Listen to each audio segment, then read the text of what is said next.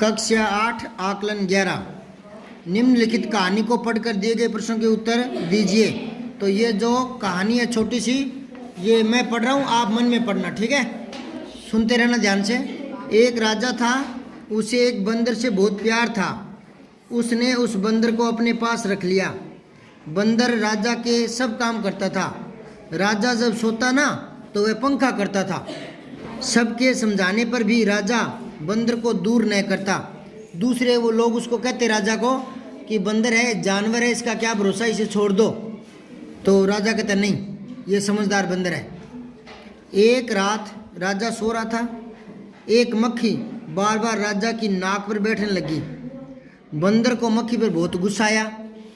बंदर ने तलवार उठाई और मक्खी को मारने ही वाला था। अचानक पहरेदार ने देख लिया। वह दौड़कर आया और बंदर से तलवार छीन ली, नहीं तो नाक है काट देता वो उसकी, है ना। आवाज सुनकर राजा की नींद टूट गई। सारी बात पता चलने पर राजा ने बंदर को जंगल में छुड़ा दिया। फिर राजा की भी अक्ल आ गई कि जानवर तो जानवर होते हैं, वो आदमी की तरह व्यवहार नहीं कर सकते। हाँ ठीक है, आप उसको प्रेरणा देकर या कुछ उसको सिखाकर आप कुछ करवा सकते हो। जैसे कुत्ते से बोल मंगवा लेते हैं, दूर फेंक कर कुत्ता बोल ला देता है ना, चलो आप कुछ उसको ट्रेनिंग दे सकते हो, लेकिन यूँ नहीं कि आप उसको आदमी की तरह समझदार बना दोगे। तो जानवर का कोई भरोसा नहीं होता। पहला प्रश्न देखो, बंदर ने तलवार उठाई किसके लिए? राजा को मारने? नहीं, मक्खी को मारने के लिए। फिर है पहरेदार बंदर से तलवार नहीं छीनता तो क्या हो सकता था बताओ? राजा की नाक काट देता। बंदर था वो, गला भी काट देता, है ना, क्योंकि अगर वो नाक पर बैठ रही थी, गले पर भी बैठ सकती थी, है ना, उड़कर, और वो तो मार देता। बंदर का समानार्थी नहीं है। कपी तो है, मरकट भी होता है, वानर भी होता है, मनु नहीं है, ठीक है। बंदर राजा के क्या क्या काम करता था? हाँ, जब राजा सोता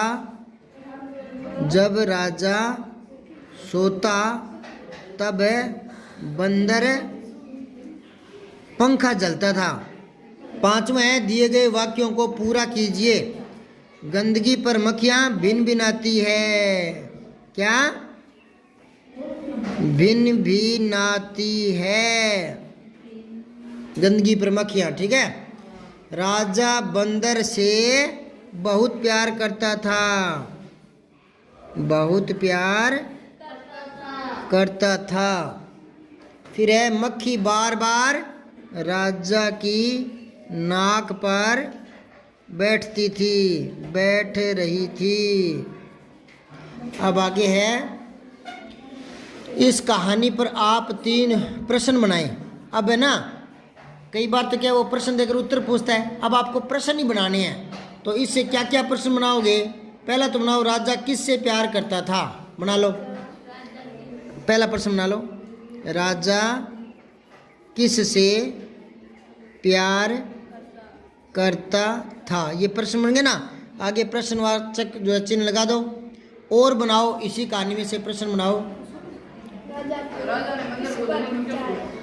पहरेदार ने क्या देखा, यूं बना लो। पहरेदार ने क्या देखा, है ना। हाँ, बंदर ने तलवार क्यों उठाई, हाँ ठीक है, बना लो। बंदर ने तलवार क्यों उठाई, ठीक है। अब एक और बताऊं क्या? अंत में बंदर के साथ क्या किया गया? अंत में बंदर के साथ क्या किया गया? क्या किया गया, ठीक है ना, ये लिखना है। फिर है, विद्यालय में सूचना पट का उपयोग होता है। विद्यालय की सूचना प्रसारित करने के लिए, चित्र बनाने के लिए, कक्षा कार्य करने के लिए, सभी कार्य करने के लिए। तो पहला आएगा, सूचना पट पर केवल क्या होती है? सूचना ही होती है। और ये जो श्याम पट है आपके, इस पर तो आपको कोई भी सवाल जवाब को समझा सकते हैं ना। फिर है 8वां, आप घर पर कौन कौन से कार्य करते हैं? ये तो आप लिखोगे। सुबह उठते हैं, 6 बजे क्या? सुबह 6 बजे उठते हैं, 5 बजे? वाह वेरी गुड। 7 क्या? तभी मैं कह रहा 5 बजे उठने वाले बच्चे हो गए क्या? और फिर स्नान आदि करते हैं, फिर 1 घंटा पढ़ते हैं, है ना? और क्या करते हो? बकरियाँ चराते हो सुबह सुबह? शाम को बकरी चराते हैं? अच्छा सुबह सुबह। अच्छा हाँ, जो भी आप काम करते हो लिख देना। यदि आपके किसी परिचित को टीबी हो जाए, तपेदिक हो जाए, तो क्या करेंगे? डोट्स की टेबलेट लेने की सलाह देंगे। क्या कहेंगे? डोट्स की दवा लेने की सलाह देंगे तथा चिकित्सक की सलाह देने की बात कहेंगे। चिकित्सक के पास जाने की सलाह देंगे। फिर है समास विग्रह करना है। विग्रह का मतलब होता है उस पद के साथ विभक्तियां लगानी है, ठीक है ना? जैसे यहाँ पर समास क्या होता है? विभक्तियों का लोप होता है ना, तो विभक्ति वापस लगा देंगे तो समास विग्रह हो जाएगा। तो राधा और कृष्ण क्या लगा देंगे बीच में? हाँ, ये द्वंद्व समास है। द्वंद्व समास में और आता है, राधा और कृष्ण, ठीक है? फिर है तिराहा, 3 राहों का समाहार। लिखो, 3 राहों का समाहार, ये हो गया द्विगु समास, ठीक। अब आओ आगे, कार्यपत्रक 66, संदर्भ सामग्री से वाक्य निर्माण कर पाना। ये तो पहला देखो, निम्नलिखित वाक्य अर्थ नहीं दे पा रहे हैं, इनको इस प्रकार लिखो कि वो अर्थ देने लग जाएं। आपको कुछ शब्द दे रखे हैं लेकिन व्यवस्थित वाक्य नहीं है, तो आपको इन शब्दों को व्यवस्थित करना है ताकि एक वाक्य बन जाए और एक भाव निकल जाए, ठीक है? कार माँ से गई बाजार। हाँ, माँ कार से बाजार गई। कर्ता पहले ले आएंगे। माँ कार से बाजार गई नहीं लिखेंगे, गई ऊपर बिंदी लगाएंगे। हाँ, क्योंकि सम्मान देते हैं ना माँ को, बड़ों को, इसलिए क्रिया बहुवचन में आ जाती है। अच्छा, अब ये बताओ मुझे, इसमें माँ तो करता है, ठीक है? कौन गई? माँ, तो माँ तो करता है, ठीक है? अब मुझे बताओ कार में कौन सा कारक है? कार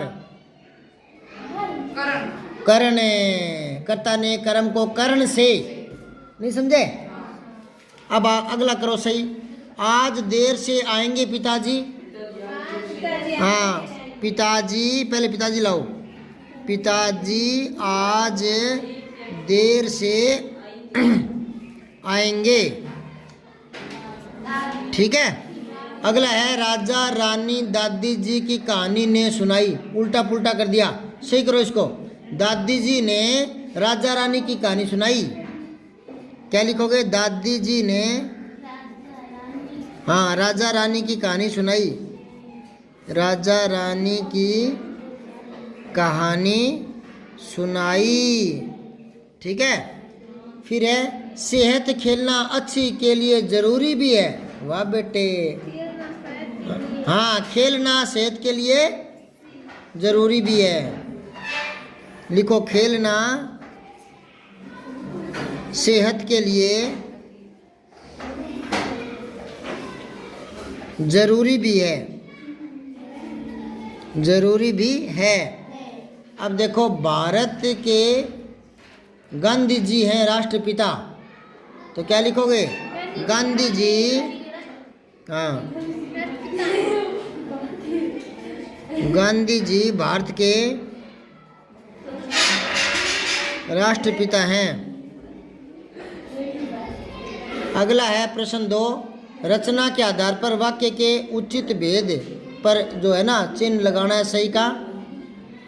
रचना के आधार पर वाक्य के भेद कितने होते हैं? 3 होते हैं। कौन कौन से? हाँ, ये 3 होते हैं। अब ये वाक्य देखो, सागर एक अच्छा लड़का है, ये सरल वाक्य है। सरल वाक्य की और पहचान, सरल सी पहचान बता देता हूँ। इसमें क्या नहीं होंगे बताऊँ? जो, जिसे, जिसको, क्योंकि, किंतु, परंतु, अथवा, फिर भी, या, लेकिन, इसलिए, ये कुछ नहीं होते। समझ गए? तो ये किंतु, परंतु, लेकिन, जो, जिसे, जिसको, ये कब आते हैं? जब दो उपवाक्य जुड़ते हैं। कब आते हैं? हाँ, तो यहाँ तो सरल है, जो उपवाक्य दो होंगे ही नहीं, एक ही वाक्य होगा, तो किंतु परंतु ये कुछ भी नहीं होंगे। तो इसमें किंतु परंतु लेकिन कोई है क्या? सागर एक अच्छा लड़का है, इसमें है कोई? ये तो खुद एक सिंपल वाक्य है। तो साधारण वाक्य कर दिया हमने, सरल वाक्य। सरल वाक्य कह दो या साधारण वाक्य कह दो। कई किताबों में सरल वाक्य लिखा होता है, कई में साधारण वाक्य, एक ही बात है। ठीक है?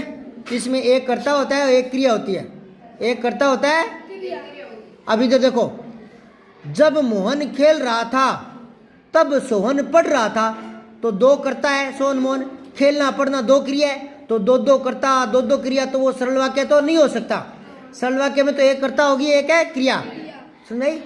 सरल वाक्य में क्या होगा? तो यहाँ कर्ता तो सागर है ना? अच्छा लड़का है, क्रिया है। अब आओ अगला देखो, पापा देर से आए इसलिए हम घूमने नहीं गए। अब ये इसलिए आ गया ना। अब ये योजक शब्द है, ये क्या है? योजक शब्द है। योजक जोड़ने वाला। किसको जोड़ रहा है? दो उपवाक्यों को। एक तो पापा जी देर से आए, एक घूमने नहीं गए। तो गए और आए, दो क्रिया है ना? दो क्रिया है ना? तो सरल वाक्य तो हो नहीं सकता। और इसलिए से जुड़ा है, तो ये किस में करोगे आप? संयुक्त में कर दो।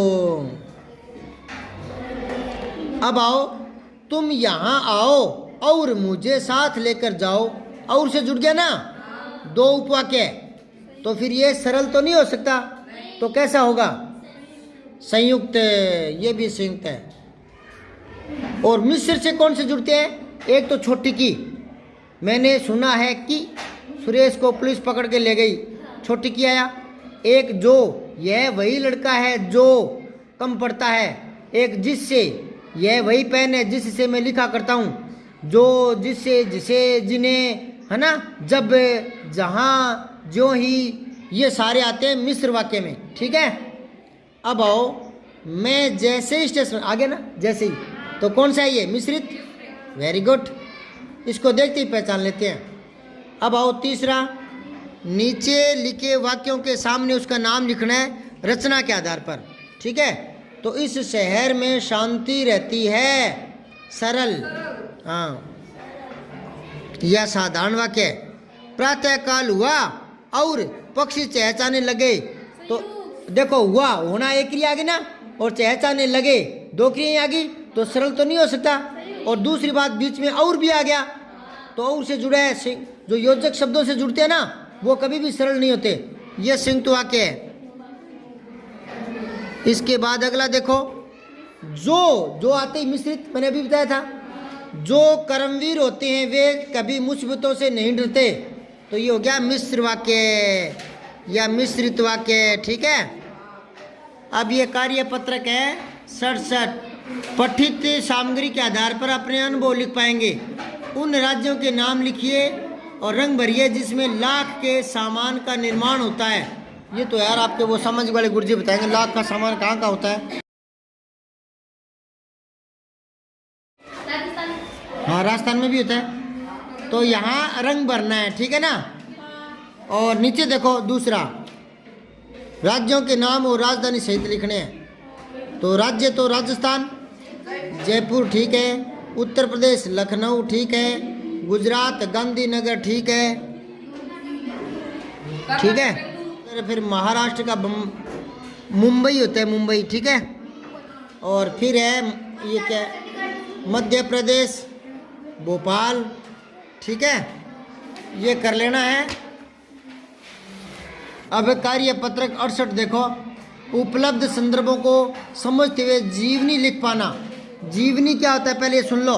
मैंने आपको बताया था बोर्ड पर है कि साहित्य दो रूपों में होता है, एक तो गद्य में, एक है पद्य में। बताया था ना? पद्य में कविताएं, गीत, गजल वगैरह आ जाते हैं, और गद्य में लेख, निबंध, ये बोलते ना, नाटक है, कहानी, रेखा चित्र, संस्मरण, ये सारे आ जाते हैं। तो अब बात आ रही है जीवनी क्या है ना? तो जीवनी होता है कोई जो महान व्यक्ति होता है, चर्चित व्यक्ति, है ना, उसके जीवन की सारी घटनाएं बचपन से लेकर अंत तक क्रमबद्ध रूप से उनको व्यवस्थित करके लिखते हैं ना, कहानी टाइप में, उसको जीवनी कहते हैं। और सुनो, अगर वो जीवनी वो व्यक्ति खुद अपनी आप ही लिखता है तो उसको आत्मकथा कहते हैं। अब सुनो मुझे, मैं अगर कहीं किताबों में पढ़ लूँ कि महात्मा गांधी का जन्म कब हुआ था, प्रारंभिक शिक्षा कहाँ हुई थी, बाद में क्या क्या कहाँ तक पढ़ाई की, कहाँ पढ़ाई की, क्या क्या आंदोलन चलाए, सारा मैं पता कर लेता हूँ। और मान लो उनके परिवार में कोई पोते पड़पोते हों, मैं उनसे भी मिलूं, उनसे भी कोई सामग्री कोई बात की जानकारी ले लूं, फिर पूरा अध्ययन करके फिर मैं महात्मा गांधी के जीवन के बारे में लिखूंगा, तो वो उनकी जीवनी होगी। लेखक तो मैं होऊंगा, जीवनी महात्मा गांधी जी की होगी। और वही सारी बातें अपने जीवन की महात्मा गांधी जी खुद लिख देंगे तो वो जीवनी ना होकर आत्मकथा होगी और लेखक महात्मा गांधी खुद होंगे। समझे बात है? जीवनी तो किसी और की लिखी जाती है, आत्मकथा खुद की जीवनी को कहते हैं। ठीक, तो देखो इसको, हम पंछी उन्मुक्त गगन के, पढ़ा हुआ नहीं है तो आपका याद है? कविता के लेखक है शिवमंगल सिंह सुमन। उसके बारे में टेबल में कुछ आंकड़े दिए गए हैं, जैसे नाम, जैसे जन्म स्थान, है ना। आप दिए गए सभी तथ्यों के आधार पर इसे वाक्य के रूप में लिखने का प्रयास करें। जैसे उदाहरण देकर बताया इसने कि शिवमंगल सिंह सुमन का जन्म 5 अगस्त 1915 को हुआ था। एक वाक्य तो इसने बना दिया, है ना। अब आप देखो इसको, नाम शिवमंगल सिंह सुमन, जन्म, एक मिनट रुको, जन्म 5 अगस्त 1915, जगरपुर उन्नाव जिला उत्तर प्रदेश भारत, मृत्यु 27 नवंबर 2002, 87 वर्ष के था, और उज्जैन मध्य प्रदेश भारत, कार्य क्षेत्र कवि और शिक्षाविद और राष्ट्रीयता भारतीय, अन्य रचनाएं। अब इसके वाक्य कैसे बनाओगे? एक तो ऐसे बना लेना कि शिवमंगल सिंह का देहांत 27 नवंबर 2002 को हुआ था, है ना। हाँ, उनकी उम्र 87 वर्ष थी। नहीं, यूँ लिखना, वे 87 वर्ष तक जिंदा रहे। ठीक है, और फिर क्या लिखोगे कि शिवमंगल सिंह सुमन कवि होने के साथ साथ शिक्षाविद भी थे। कवि होने के साथ साथ है शिक्षाविद भी थे। ठीक है ना, वे एक भारतीय थे। और फिर लिखना, उनकी रचनाएं मिट्टी की बारात, इलोल, जीवन के गान थी। और फिर लिखना, 1974 में उन्हें साहित्य अकादमी पुरस्कार मिला। ठीक है ना। इसके अलावा उन्हें पद्म भूषण और पद्म श्री सम्मान भी मिल चुका है। इतने वाक्य बनाने हैं।